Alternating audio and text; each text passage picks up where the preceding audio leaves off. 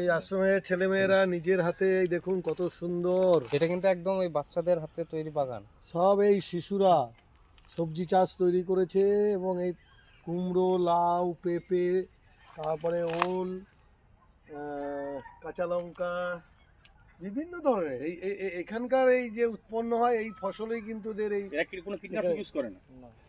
জৈব চলে, এদের আশ্রমটি চলে। খুব সুন্দর দেখে, খুব মাস্টারমশাই আজকে কেমন লাগছে বলুন? দেখে আমি একদম কি বলবো, মুগ্ধ হয়ে গেলাম, বাকরুদ্ধ হয়ে গেলাম, কোনো ভাষা নেই, এত সুন্দর জায়গা, আচ্ছা, আপনি এত সুন্দর পরিবেশ। একটা কথা বলি মাস্টারমশাই, খুব সুন্দর। ধরুন যারা আমাদের ভিডিওগুলো দেখছে তাদেরকে আপনি আসার জন্য আমন্ত্রণ জানান। আমি প্রত্যেককেই বলবো যে আপনারা এই যে সংস্থা আছে, এই সংস্থাতে আপনারা এসে দেখুন। যদি আপনাদের দেখে মনে হয় যে এর প্রতি আমাদের কিছু করা কর্তব্য আছে, সাধ্য মতো, যার যার সাধ্য মতো এসে দেখুন, ঘুরুন।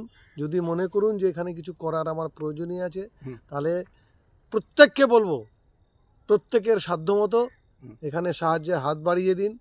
এবং এই পরিবেশে যে শিশুরা পড়াশোনা করছে এবং যে ভদ্রলোক এই মহৎ উদ্দেশ্যে নিয়ে এই কর্মকাণ্ড শুরু করেছিলেন, তার স্বপ্ন যেন সার্থক হয়, তার সাথে সাথে আমরাও যেন তার সঙ্গে নিজেদেরকে একজন ভারতবাসী হিসেবে গর্বিত মনে করবে। অবশ্যই অবশ্যই, থ্যাংক ইউ সো মাচ মাস্টারমশাই। দাদা যা অসংখ্য বলেছে ধন্যবাদ। এর উপর কোনো কথা নেই, মানে যা বলার বলে দিয়েছে দাদা।